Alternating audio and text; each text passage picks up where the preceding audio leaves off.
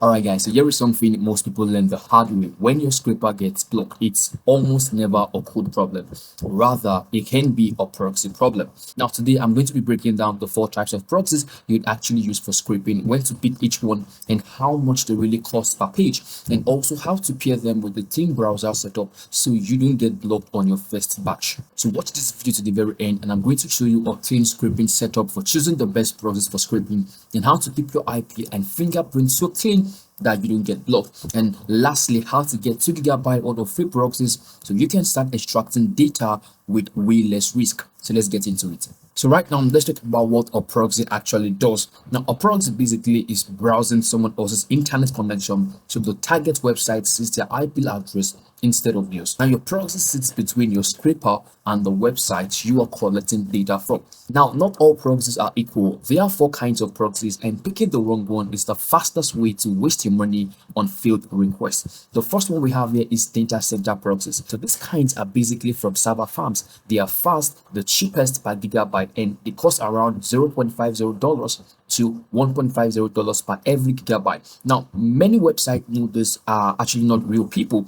Anti-bot systems basically can flag data center IPs very quick, and the main reasons why people get to use data center proxies is to target websites with light defenses such as public catalogs, site maps, and also open APIs. And for number 2, we have the residential proxies. Now, these are IPs from real home internet connections. I mean, they look like normal people who are browsing from their apartment. They are harder for anti-bot systems to detect, and they cost roughly around $2 to $6 per gigabyte, depending on the provider and also the volume at which you're buying. Now, you can use this kind of proxies for marketplaces, search engines, and most medium defense target websites.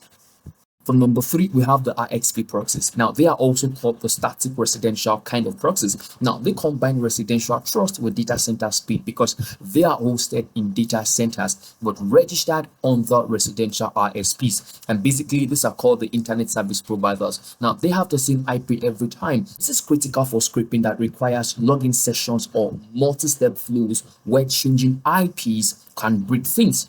Now, they are also more expensive per IP. And finally, we have mobile proxies. Now, these are IPs from real mobile phone connections. They have highest trust score because hundreds of real users naturally share the same mobile IP.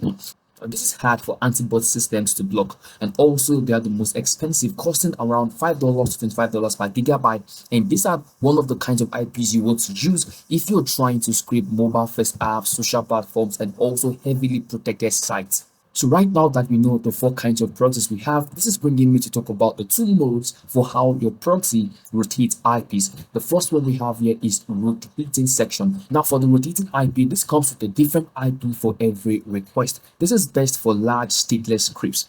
Basically, when each page request is independent and doesn't need to remember the previous request. Places like product listings, search result, catalog pages, you can make use of a rotating IP. And right now for the sticky IP, this has to do with you having the same IP for a set period of time. I mean, for minutes, for hours. Now, these are actually needed when your scraping session has multiple steps that must come from the same IP.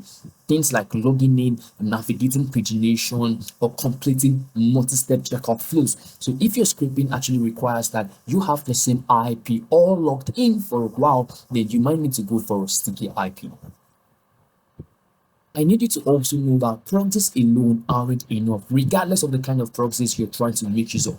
Now, a proxy changes your IP alone, and that's it.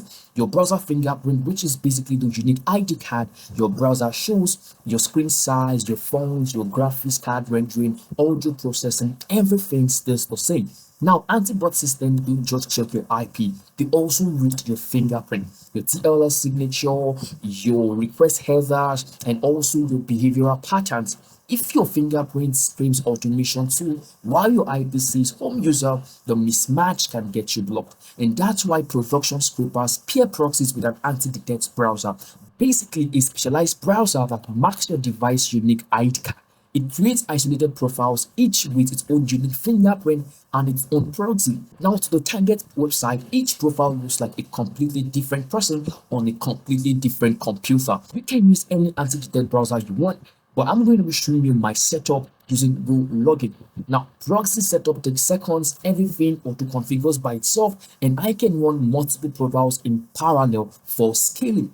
But this principle would actually work for any tool. So for me, I'm making use of GoLogin and I'm going to show you right away. So right here on your GoLogin dashboard, you want to come right to this place that says add or new profile. You want to click on this and you want to give your profile a name. So I can say something as Scrape Marketplace yours. All right, just to differentiate each profile from the other one. Now you need to find the process section and you want to input your residential proxy credentials. And also always make sure to click on check proxy. If you get the green check mark, it means that your proxy is rightly connected, and you're going to be finding that the country and city are also displayed right at this point here. So once you're done with that, you want to click on create or no profile. Now you don't need to touch your time zones, your language, or geolocation. GoLogin helps you read the proxy and matches everything automatically. So this alignment really matters because if your IP says you're in the US but your time zone is actually saying you're in Japan, the anti-bot system catches that mismatch, and basically the inconsistency between your IP location and your browser reported time zone can get you blocked immediately. Now once you're done with that, you want to click on run, and right away you can see that unknown browser opens. Now before scraping anything, there is something I like to always do, which is to come over to IPA.com. So IPA.com is a fingerprint verification tool checking the same signals anti-bot systems to check.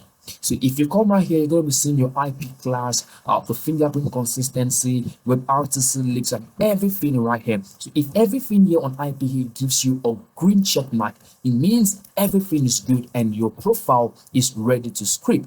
But if IPA should go ahead and show you a red signal, you need to regenerate your fingerprint, and also if your proxy fails, you need to check the credentials once again. Now for parallel scraping, you can create additional profiles, each with its own unique proxy. You need to run them simultaneously, and each one would definitely look like a different person surfing the net. Now why this works is that anti-bot systems read IP class and fingerprint simultaneously. Now when both does the same thing, all right, residential IP, web browsing fingerprint, human piece request, the anti-detect browser section, the detection engine has nothing to flag on you. And also, even with a clean profile and good proxy, scraping too fast can get you blocked. Now, when you come across things like 429 errors, basically the target is saying too many requests, you need to slow down. In your browser, the page fails to load. Now, captcha was basically has to do with you verifying you're human and all like that. Now, this can actually interrupt your scraping process.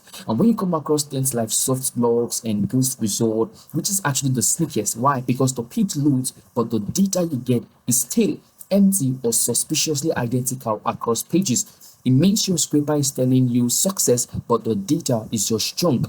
Now you need to also learn something called the pacing rules. You need to randomize delays, I mean 3 to 8 seconds between every request. So you can start with 10 pages as a test and always make sure you validate the output before you proceed further. Now here is the reality. Free proxies are shared by hundreds of users. I mean their IPs are already flagged. Some log your traffic. For anything beyond a 10-page test, they are useless and potentially dangerous. So I would not always recommend free proxies to work for scraping. And for data center proxies, all right, the reality is this: most medium to hard target flag data center IP ranges. Now, residential proxies cost more, but actually they deliver the data. Now, cost per successful page is what matters, not cost per gigabyte. A proxies all you need is actually not true, because fingerprint also matters.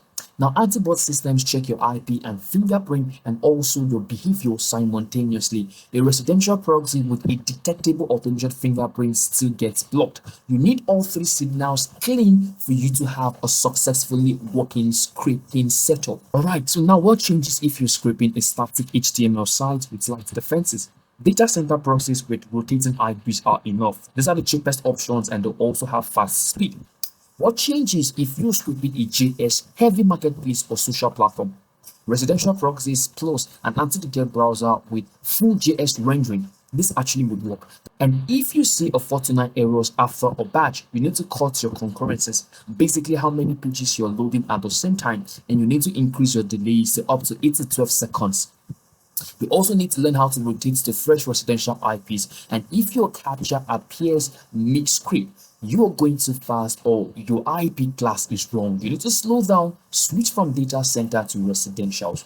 So if data looks stale, empty, or identical across pages, you've been soft blocked. You need to change your IP class, slow your pacing, and re-verify your fingerprint on IPA. And if your IP shows the fingerprint mismatch, you don't need to scrape.